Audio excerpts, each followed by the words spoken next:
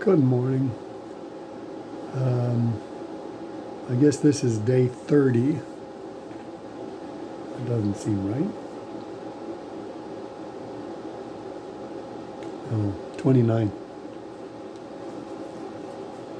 Today is day 29 after my knee surgery. And I've sort of been wanting to talk about something besides pain, but I've been thinking more about different kinds of pain. Um, the pain in my knee was certainly really bad for a couple of days. Um, and it went from really bad to just bad. Um, what I wanted to talk about was animals have natural pain killing processes. So if a deer gets attacked by a wolf and it gets away, it will completely ignore the pain, because if it actually understood how the actual pain, it would probably stop, and that'd be that. But the body, there are two different things. One is that the brain will actually turn off the pain receptors so that it doesn't like click for a while, and the body will put out things that deaden pain. I think it's dopamine.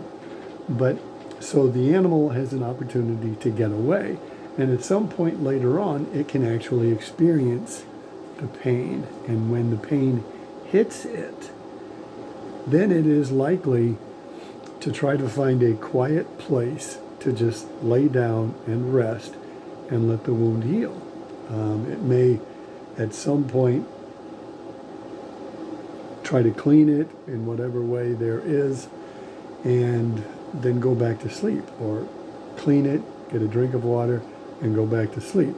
And so it's a natural part of the makeup of animals to rest when they're in pain, to stop and heal, if it's at all possible.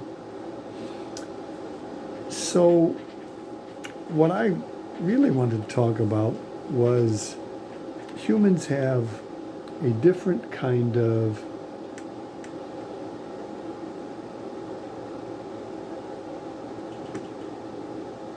it's still running. Sorry. I thought my video quit. Humans have a different kind of, we'll say, social inheritance, in which they try to ignore all kinds of pain. They will try not to cry. They will try not to express pain. They will lock it up inside. And that ends up being one of the biggest problems with becoming a human, is that there is a process of the brain called dissociation. The extreme example of dissociation is a split personality, where something horrific happens and it splits something in your brain to the point where it's a completely different thing. But dissociation happens on a fairly regular basis, lots of times, and what it is we are wounded in some way, emotionally, physically, whatever, and we turn off whatever we're feeling and continue on with whatever it is. And so instead of like an animal, you hit a place where you can just lay down, process the pain, and heal, humans tend to completely ignore that. And sometimes, like, I don't have any firsthand experience about war and soldiers and PSD, but I know the process is the same thing. A soldier experiences something that is too much for them to process, and they turn it off. They do not break down and cry. They do not process the grief, the pain, the anger, whatever it is, at that moment. And because of that, they end up with a problem later on, because after the battle, they didn't sit down and bawl. After the battle, they didn't scream and throw things and bust up. They did not do anything except swallow it down and continue on forever. And it creates a problem that at some point is going to be bad.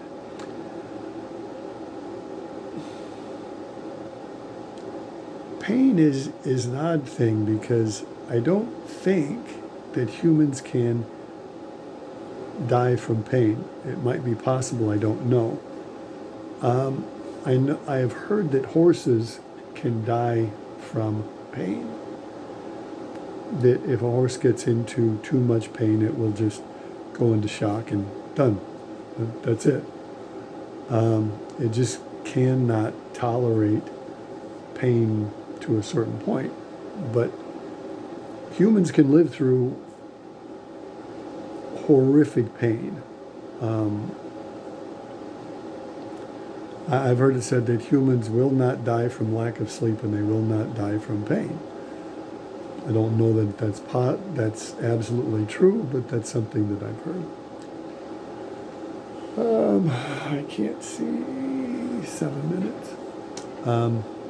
So I guess that's more what I wanted to talk about. Children sometimes, humans are very good at learning to turn off emotions in general. Lots of times, I mean, I've heard it many times where an adult will say to a child, "You've got no business crying about that." And they say it in all different ways, but that's what it is. And the adult is saying, turn that feeling off. You think you got something to cry about, I'll give you something to cry about. And so the fear of repercussions may make the child do that, but it sets up a dissociation. It may be a tiny one, but that's what it does. It sets up a turn-off point, and the person will go through life with this ability to turn off emotions. But at some point they realize, or they don't, they realize that if they're going to be a happy, healthy, truly functional adult, they're going to have to figure out some way to turn it back on. And it's a lot easier to turn it off than it is to turn it on.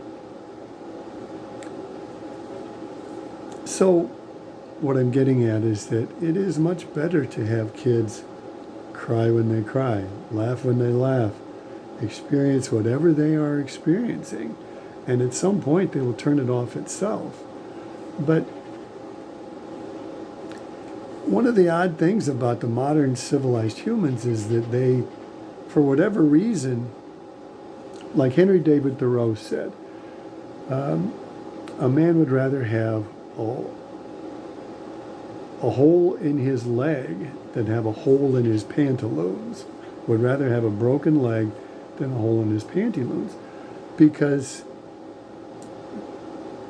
if a human experiences, what that means is that they don't want the shame. They don't want to feel shame about being different. You know, there's that, for whatever reason, humans are quite often more conscious of being shamed than they are of physical pain, which is twisted in so many different ways. It doesn't make any sense for humans to feel like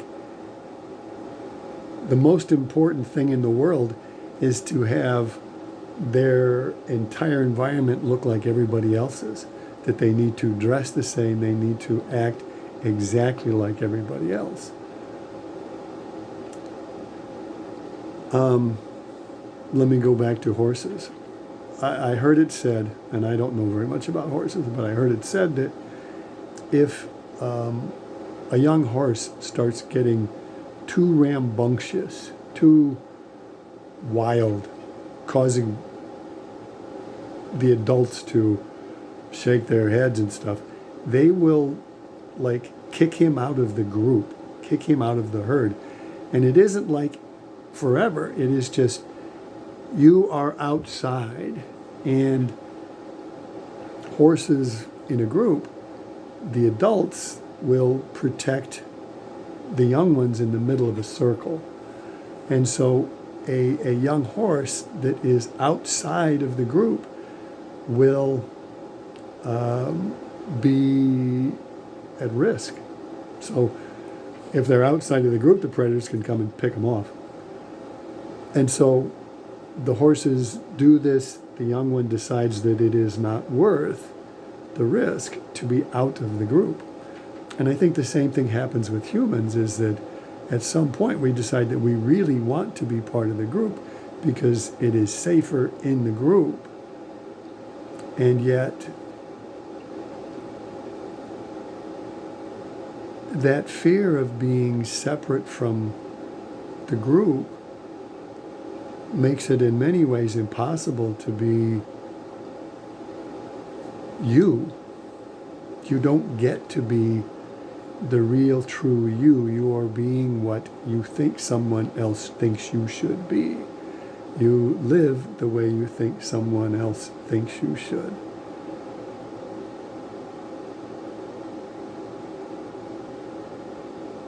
I hope that wasn't too much. It's probably too much. It's more than 10 minutes. So thanks a lot for listening, and that is that.